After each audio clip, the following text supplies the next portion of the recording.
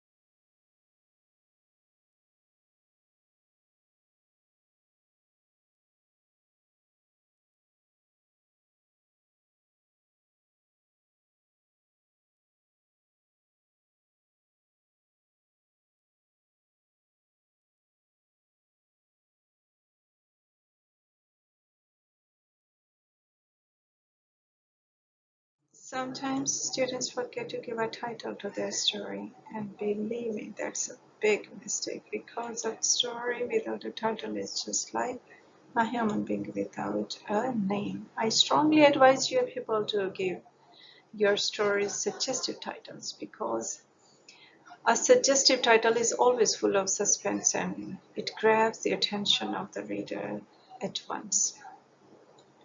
A suggestive title actually gives a hint at the content, subject matter, theme, topic, and character of the story. It gives you a clue what kind of story it is going to be. Suppose that there is a long list of stories on the content page of a digest and you have to choose one story to read first. Which one will you choose out of these pairs? And the first pair I would like to choose the Claire and Present Teacher. From the second pair I would like to choose Girl from Tomorrow. And from the third pair I would like to choose The Broken Sword. All because these titles are quite interesting and unique and they make me curious to read the story and know what is happening in the story.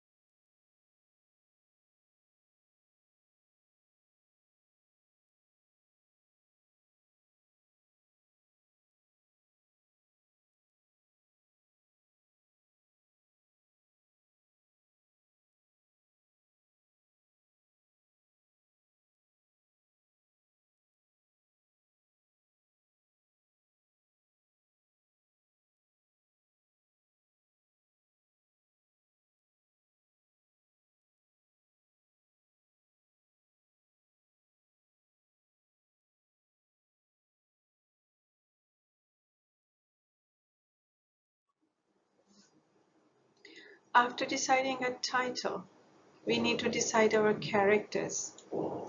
There are mainly two types of characters: major characters and minor characters. Major characters are again of two types. One, protagonist, which is also called hero, and in case of women it was called heroine, but these days the word hero is used both for men and women. A hero fights for a good cause. He or she may have one or more than one good traits. For example, our hero may be brave, honest, he may have high moral values, or he or she may be truthful, shrewd, warrior, mysterious, loving and caring, just, and a lot more good characters he may be exhibiting in the story. And the second major character is quite opposite to the protagonist. It is called antagonist. It is also called villain, and in case of a woman it is called vamp. Its role is very destructive. A villain or a vamp is always wily, cunning, dishonest, and a lot more. Anything, any characteristic, any trait which you don't like or which you find disgusting, antagonists may exhibit. It is always fighting for a wrong cause, and it is a strong opponent of our hero. Minor characters are less important, as the word minor suggests. They keep entering and leaving the stage after serving their purpose.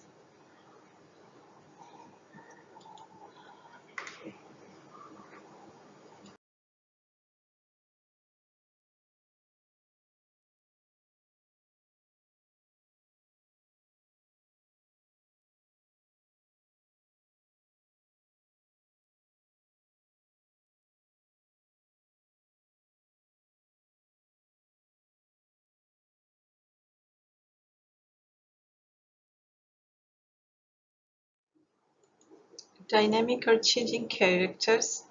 A dynamic character is one who changes over the course of story. They often evolve to become better or wiser, but sometimes they can devolve as well. Many villains are made through a shift from good to evil, like Anakin Skywalker in Star Wars and Harvey Dent in Batman. An example of a dynamic character is Shrek also. He is a dynamic character as he changes throughout the story. He becomes softer and lets people in his life.